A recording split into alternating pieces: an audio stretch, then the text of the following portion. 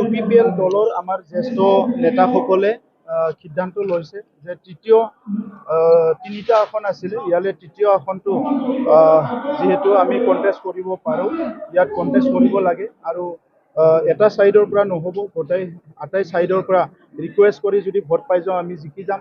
তো সেই কথাটো ভাবি পেলাই সিদ্ধান্ত ল'লে হিচাপে আমি UPPLৰ পৰা মনোনয়ন পত্ৰ দাখিল কৰিছিলোঁ আৰু নিৰ্বাচন হ'লে আমি সকলো দলক ৰিকুৱেষ্ট কৰিলোঁ হয়, সকলো দলক আমাৰ তৰফৰ পৰা আমাৰ নীতি আদৰ্শ আমাৰ চিন্তাধাৰাবিলাক লৈ কথা পাতিলোঁ হয়।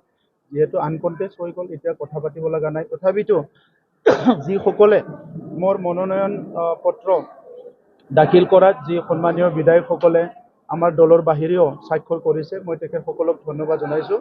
তেখেতসকলৰ দলৰ নেতাসকলক ধন্যবাদ জনাইছোঁ আৰু অনাগত দিনত বড়োলেণ্ড অঞ্চলৰ লগতে বড়োসকলৰ লগতে পিছপৰা জনগোষ্ঠীসকলৰ কাৰণে কাম কৰি যাম, মাত মাতি যাম আৰু যিমান পাৰোঁ আমি সদনত ইনফ্লুৱেঞ্চ কৰিবলৈ চেষ্টা কৰিম। 78 বছৰ যি জনগোষ্ঠীবিলাক নেগলেক্টেড হৈ আছে, এই জনগোষ্ঠীবিলাকক যাতে নেশ্যনেল প্লেটফৰ্মত আমি আনিব পাৰোঁ আৰু তেখেতসকলৰ বিষয়বিলাক নেশ্যনেল ফৰামত আনি ডিছকাশ্যন কৰি সমাধানৰ ব্যৱস্থা কৰিব পৰা যায়। 10 তাৰিখৰ আগে পিছে আমি ঘোষণা কৰিম। আমাৰ আলোচনা চলি আছে, প্ৰায় কেণ্ডিডেটবিলাক আমাৰ চূড়ান্ত পৰ্যায়ত আহি গৈছে। যিহেতু আমি 15টা আসনে খেলিম বুলি ঠিক কৰিছোঁ, তো সেইকাৰণে আমাৰ বেছি অসুবিধা নাই। কিছুমান প্ৰক্ৰিয়া আমি কৰি আছোঁ দলীয়ভাৱে আৰু সেইটো 10 তাৰিখৰ আগে পিছে আমি সেইটো কমপ্লিট কৰিম। চাওক, এতিয়ালৈকে আমি মিত্ৰতাত আছিলোঁ আৰু UPPL দল হিচাপে আমি কাম কৰি আছোঁ। BPF আৰু BJP মিত্ৰতা ইতিমধ্যে হৈ গৈছে। চ' ইতিমধ্যে আমি দেখি পাইছোঁ মিডিয়াবিলাকত কথাবিলাক ওলাই আছে।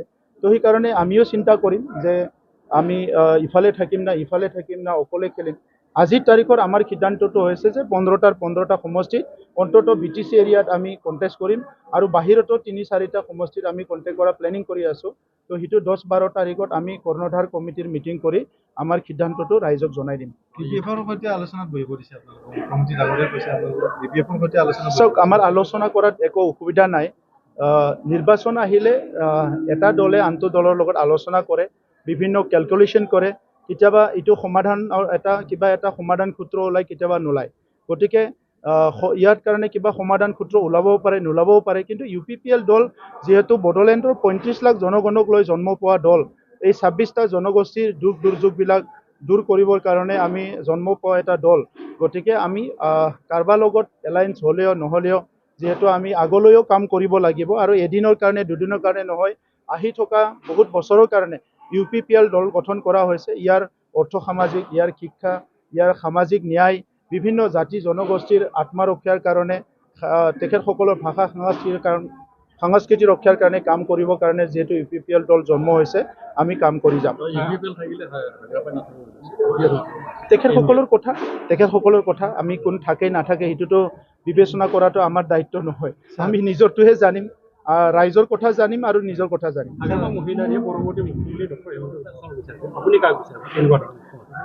চাওক, মুখ্যমন্ত্ৰীক কাক দিব নিজৰ দলে ঠিক কৰিব। আমিতো যাই পেলাই সমৰ্থনে দিব পাৰোঁ। গতিকে BJPৰ মুখ্যমন্ত্ৰীক মই কেনেকৈ সিদ্ধান্ত ল'ম, সেইটোতো এনক্ৰচ কৰা হ'ব, বেৰা পাৰ কৰি কল খাৱা হ'ব এইটো। গতিকে ইমান ডাঙৰ নেশ্যনেল বিশ্বৰ ভিতৰত সৰ্ববৃহৎ দল, তো তেখেতসকলক চিন্তা কৰিব দিয়ক। অসমৰ ৰাইজে চিন্তা কৰিব, তেখেতসকলে চিন্তা কৰিব। আৰু হাগ্ৰামা মহিলাৰী ডাঙৰীয়া ছুপাৰমেন যিহেতু, সি অসমৰ মুখ্যমন্ত্ৰীও বনায়, কেতিয়াবা ভাৰতৰ প্ৰধানমন্ত্ৰীও তেখেতে বনাই দিব। গতিকে মোৰ ইমান কেপাচিটি নাই। আমাৰ যিখিনি বিধায়ক জিকি যাব, এই বিধায়কবিলাকে আমি তাত যিজন দক্ষ হ'ব বা যি দলে ইয়াতে আহিব চাই ল'ম, আমি এই সময়ত আমি কথাবিলাক ক'ম। ৰাজ্যসভাত আসন নোপোৱাৰ কাৰণে BPF-এ আৱল-তাৱল বকি আছে নেকি? চাওক, BPF-ৰ এটা দীঘলীয়া এটা চিন্তা নাই, দূৰদৰ্শী এটা চিন্তা নাই। তেখেতসকলে এটা পৰিৱেশত আজি পুনৰ আহিছে চৰকাৰত।